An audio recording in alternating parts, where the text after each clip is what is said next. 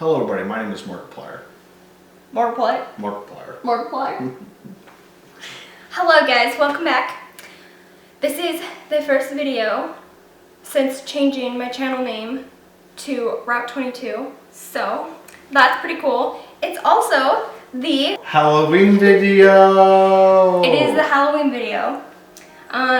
Yes, there is a reason why I am like super pale. Yeah, very, very pale. There's a reason for that. So we will get into that. Wanted to jump in here because my intro as well as my outro is just all over the place. So wanted to talk about a few things. I have a website that is currently up and running, so you guys can check that out. I'll leave the link in the description box. On the website, I will post links to my YouTube videos as well as my podcast. My podcast, or the first episode, will be coming next week. I'm super excited for it, so stay tuned for that.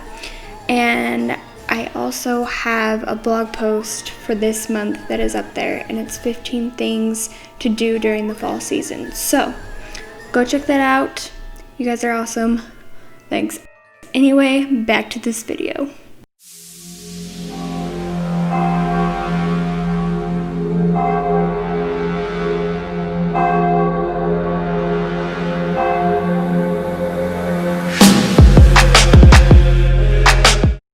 I decided that I wanted to try out kind of, it's not really.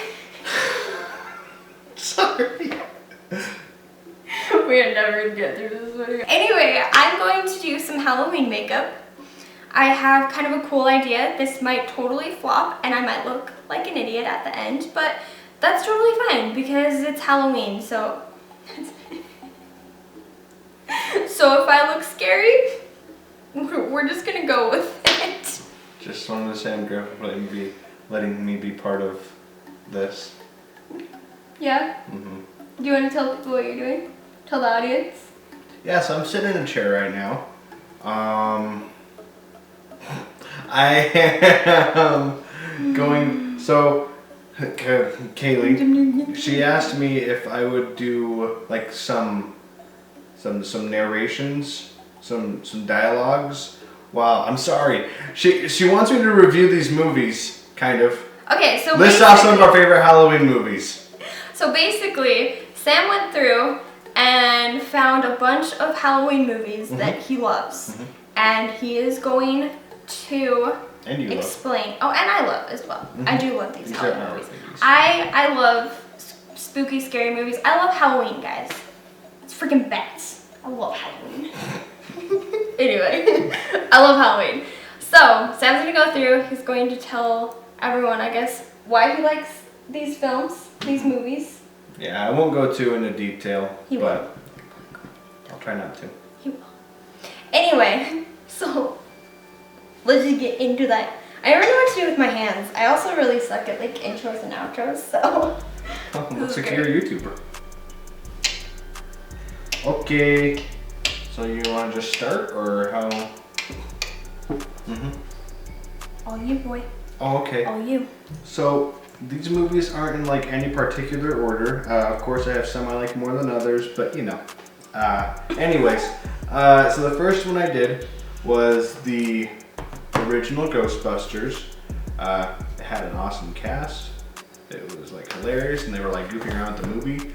But you know, they did a good job making the ghosts like interesting, you know. It's not like a super scary one, but I don't think it has to be a Halloween movie. Okay, so I was informed by our productions manager that I need to talk for longer, so that way this video doesn't suck. So, no, that's what I said. With Ghostbusters, I have a full face of makeup to do. She has a full face. I do have a full face. Oh my gosh, where's all my brushes, guys? This is there's only like 16 in there. Whatever will you do? Well, I have to find the right one. So for those of you who don't know the plot of Ghostbusters. Ghostbusters? Goat's butter. We're still in Ghostbusters? I don't know, do you want me to do that or not? Okay, we're gonna skip. I'm just Everybody's seen Ghostbusters. There's a bunch of guys, they all fight some ghosts. You know why it's funny. We'll move on to The Sixth Sense. Ghostbusters is funny? I hate you. So The Sixth Sense stars Vin Diesel and the kid from Home Alone. Neither of those facts are true. It's like, no. Anyway, actually though, I did just see that kid from that movie, The Sixth Sense, in a TV show we were watching, and that was surprising because I have never really seen that kid in anything else. Are you gonna tell people what TV show it is, or do we not want to like inform people that we watch that TV show? Watch what TV show? Okay. If you know, you know. If you know, you know. Anyway, oh yeah, but then Bruce Willis plays the lead role in this movie, and he does a really good job. I'm not gonna spoil the twist, even though you should have seen this movie by now. You really should have. Yeah. It's kind of one of the ones where, if you're not into movies or whatever, that's fine. But if you're a film buff and you haven't seen The Sixth Sense, it doesn't make any sense. It's a great. It doesn't make any sense. Yeah. Wow. It's got one of the best plot twists of all time. I agree. And if you don't notice it coming, that's okay. But you'll feel really dumb. You always will when you realize what's happening. Did you know? Like, did you realize that it was happening when it was? No, I was on a totally different tangent. Like, I was putting the clues in the wrong spot. Like, I thought it for a second, and then I'm like, oh, what if this is like this? And I'm like, well, no. So then I went a different way instead. When did you first watch Sixth Sense? Like, with you. Was it really? Mm-hmm. Oh, During our okay. Yeah. Mm-hmm. Last Halloween. All right, cool. Yeah. Cool. Yeah, it was freaking awesome. Really good movie. Really good actors. I think it's one of my favorite, like, honestly, yeah, favorites. Very well directed. Takes its time and doesn't fall into the, like, pitfall of most of the horror movies, which is the first two acts, even the first one sometimes, but the first two usually build suspense, make a solid mystery, and then when the reveal comes, you're like, oh, well, that's unfortunate. This one doesn't do that at all. I think it's amazing. I agree. It was very well done. The next would be The Nightmare Before Christmas. Really creepy. Really like subverts the expectation of like the genre, I guess, you know? Like, it's a Halloween movie, but it's about Christmas. And I know that sounds like a stupid thing to say, but whatever. It's like, it's one that you can watch. Yeah, it's true. Like, you watch it for Christmas too. It's like, you know when you get those 3-in-1 bottles of shampoo, you know, where you can put it on your skin, your hair, you know, and then it's also conditioner? That's Nightmare Before Christmas. Totally. It's a miracle product. So good. Everybody should use that. And Tim Burton directed it. Tim Burton. Tim Burton's got a sick mind.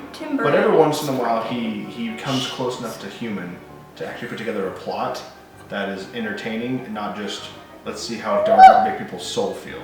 Okay, well. That's part of the problem. People think that it's like it's only good if the horror movie like makes you feel down. You need the up moments so that way you can feel the downs. That's how emotions work. All right. Cool. Okay, A Quiet Place. Also a great one. This stars, you may have heard of Jim. This stars Jim. He also has a name. His name is not Jim. Crap, I just forgot his name all of a sudden. What's wrong with me? Why can I think of it? I know his wife's name, but it's Emily Blunt. Or not yeah, Emily Blunt is. Well, Emily Blunt is his wife. Oh yeah, it's his real. Yeah, now I feel dumb. Yeah, now I knew that.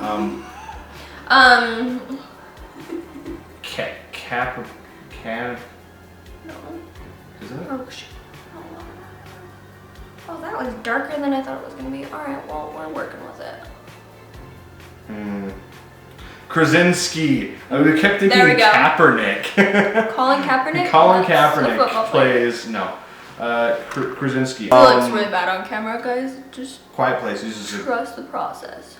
Does a good job using sound, you know, making you feel interested and not using just pure jump scares. But it's not a thriller either. John Krasinski did an awesome job. I think this is the first movie he directed too.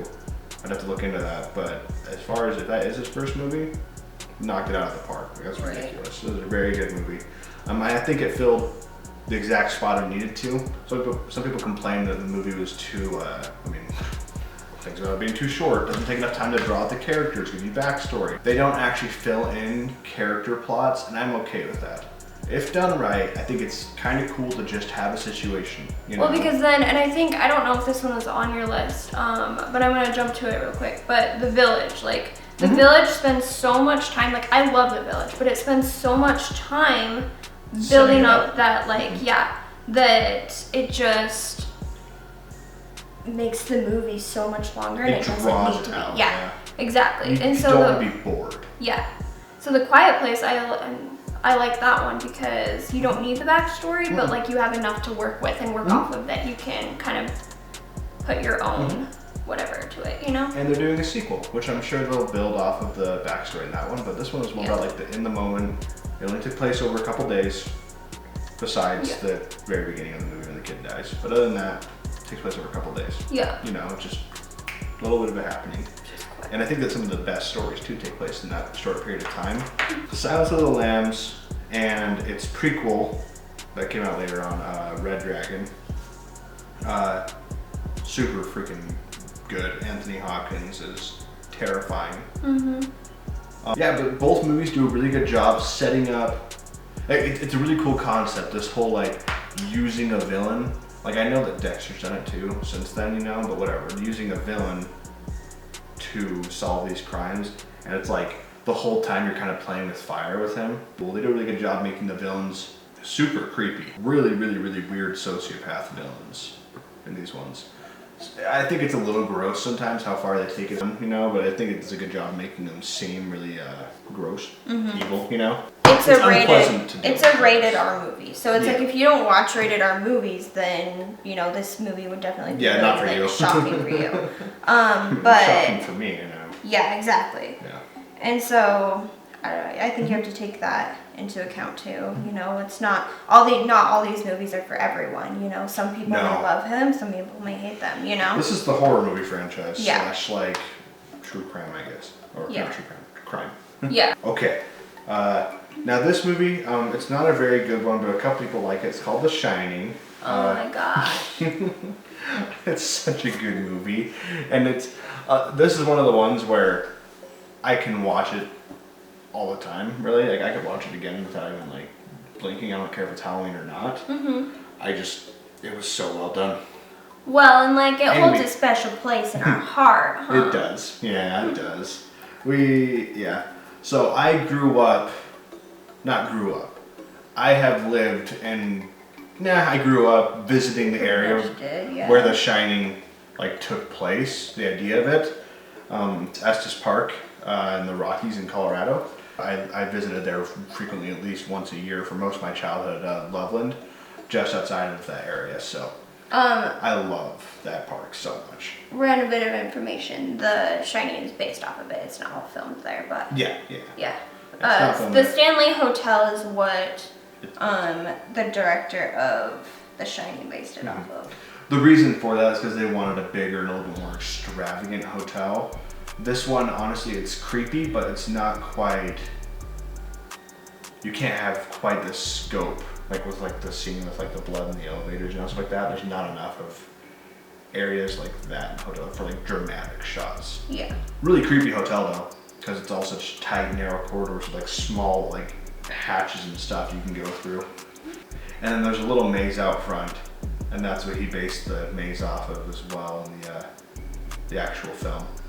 Really cool. It is cool. That's such a cool setup that he just decided to stay there, and that's what prompted him to write this story. I love that. Yeah. You know, it's a really spooky idea, you know? It's like you can't access this hotel. Yeah. If it's winter. Well, so once that family's up there. That's with a lot of Stephen King, right? Stephen King directed. Well, he wrote the book originally. But yeah, that's what a lot of his ideas are. Is he just bases them off of like random like day-to-day life, you know? Yeah, events he's heard of, and he twists it a little bit. Yeah. And he's great. Cool. Great stuff. He does. Yeah. It's fun because what I love about Stephen King, we're gonna kind of branch off here for a second, is that his movies kind of like they build their own little universes where you just accept parts of it for the movie to do. He makes you take a leap usually with most of his movies. Like one of my honorable mentions in this list was Pet Sematary. We just watched it. It's not the original one, it's the newest one, but it's kind of cool because he has this idea of this place where you can bring people back to life. And then he bases the whole movie off of that, you know, a small farm town with all these weird things off of it. But it's like, it's cool because you just kind of accept this is the world that we're in. And you don't really have to ask questions like, why? You know? Mm-hmm. Like The Shining. So if you watch Dr. Sleep, the sequel with Ewan McGregor, then you kind of like, you get more information about it, and then it kind of becomes like a thriller instead of like a suspense movie, you know? It kind of becomes like an action movie at that point. You know, this one does a really good job of just, why is this family messed up? I don't know. Mm-hmm. But it's really cool to watch it all happen and watch it all break down. And what's his face? Is it like Jack Nicholas? Is that the... Jack Nichols? Nichols. He freaking...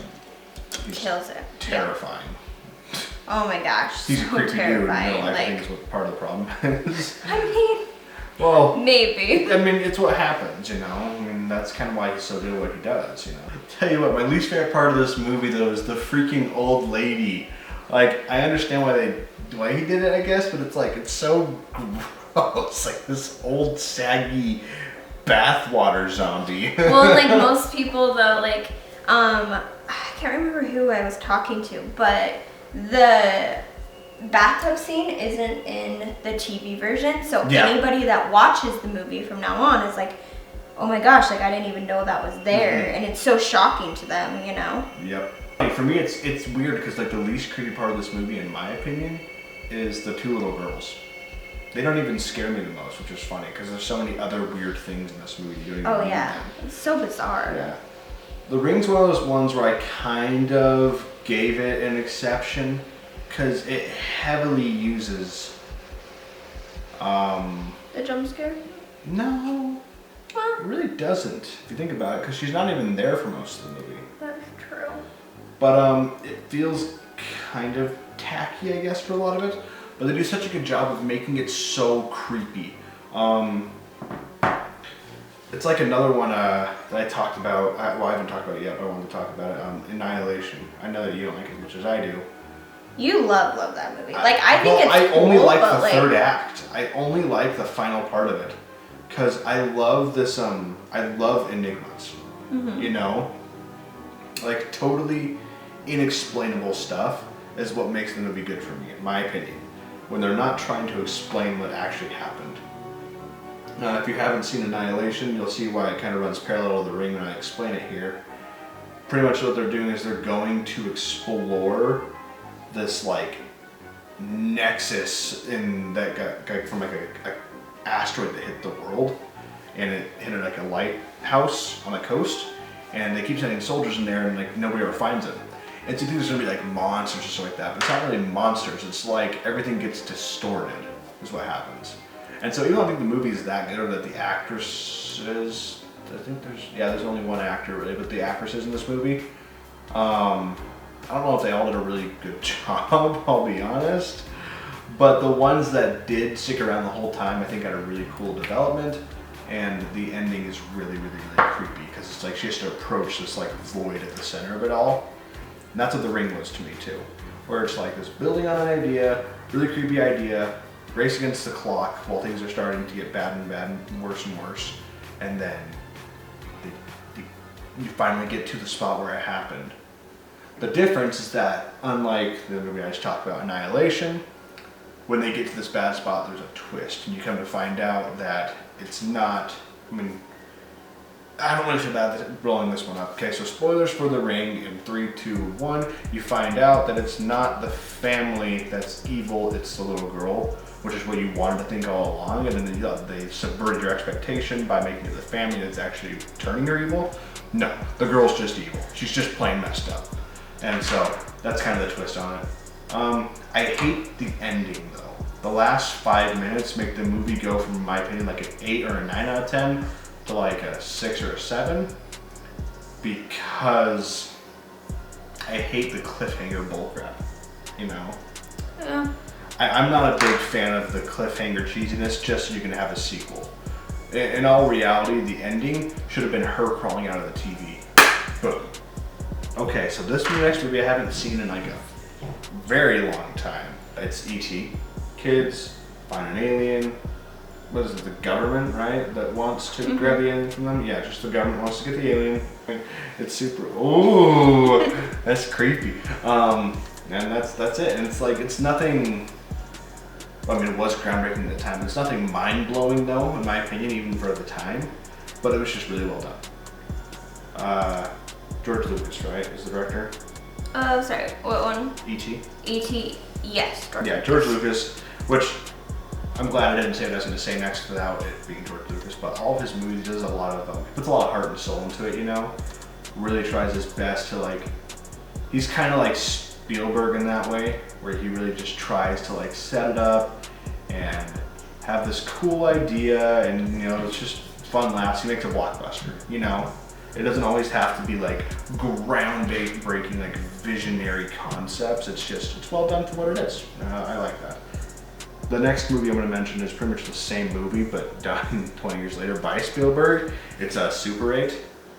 I really like Super 8. My dad does too. It's one of his favorite movies. I think that might be why it's a little bit of sentimental value with it. I think it's a fun concept, I guess I should say, of filming the movie within the movie, you know? It's kind of cheesy, but he does a good job of making it feel fun. You know, like, oh, we're going to film this scene by the train. And then it's like, you know, it's artistic and fun for the kids. And then also it's like, oh crap, because this dude just drove his truck into the train and then the train crashes. In one of the, like, craziest scenes in, like, any movie, in my opinion. I don't know if I've seen Super 8. No, you have. Apparently you just didn't like it as much as I did. Have I? Yeah. Are you sure? I mean, we've watched it. I've watched it like at least twice in the last 2 years, so hopefully you've seen it one of those times. Anyway, I love it. Maybe we need to have you watch it. It's super 80s, you know? Oh, I know. Okay, never mind. I'm good. I know what we're talking about. It's like with the giant magnet alien, you know? Yeah. And there's like the girl with the abusive dad and... Okay. Yeah. I love it. It's very retro without being like, that's the whole point of the movie, you know? Yeah, you showed it to me because I was like, oh, I love Stranger Things. And you're like, you need to see Super 8.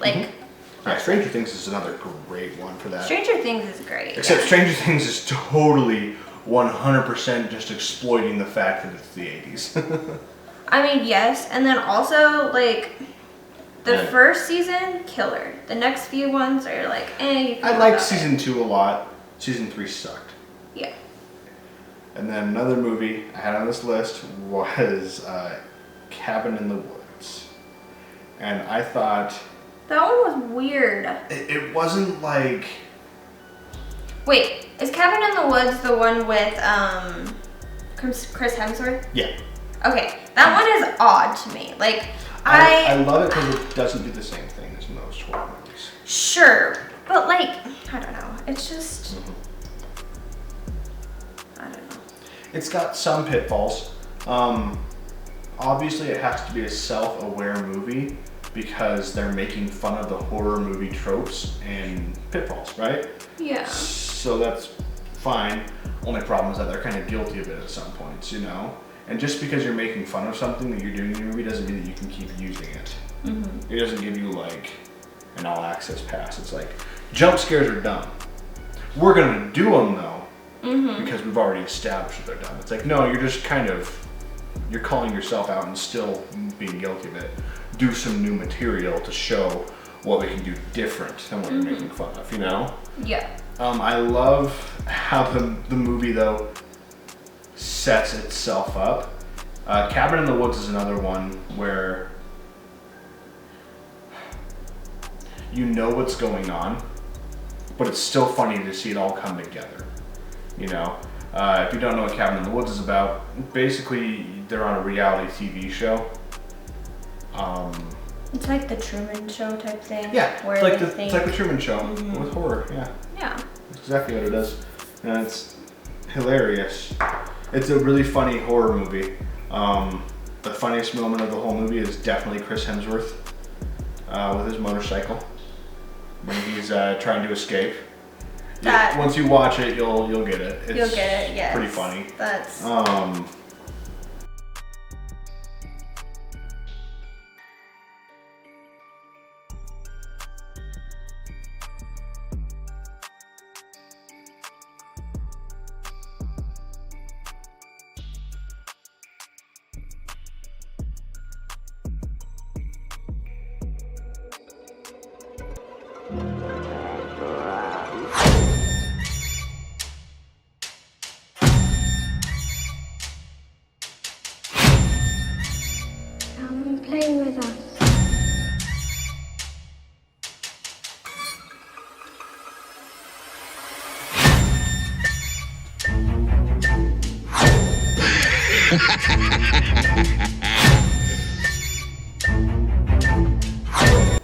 Hi.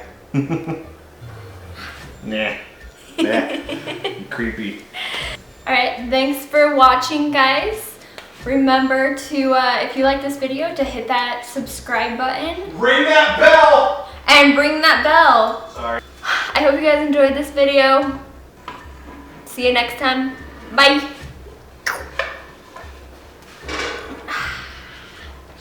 I'm having way too much fun with this, man. Just way too much.